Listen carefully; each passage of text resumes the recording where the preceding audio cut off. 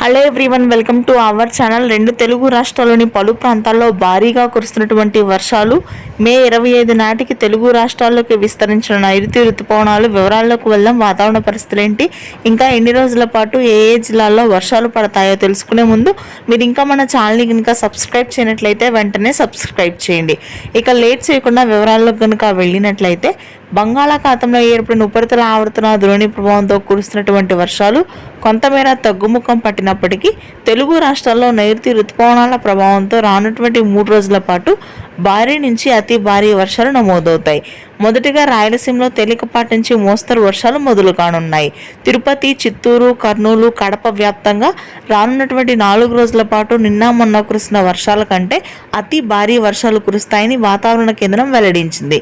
ఇక మధ్యాంధ్ర, గుంటూరు, కృష్ణా, కోనసీమ భాగాల్లో తేలికపాటి నుంచి మోస్తరు వర్షాలు, ఈదురుగాలులతో కూడినటువంటి వర్షాలు కురుస్తాయి.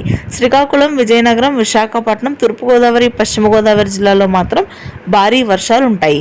తెలంగాణ, ఉత్తర తెలంగాణ, హైదరాబాద్ నగర ప్రాంతంలో కూడా ఇదే విధంగా వర్షాలు నమోదు కానున్నాయి. ఆదిలాబాద్, నిజామాబాద్, నల్గొండ, ఖమ్మం, భద్రాద్రి కొత్తగూడెం, మేడ్చల్ ప్రాంతాల్లో భారీ వర్షాలు కురుస్తాయి.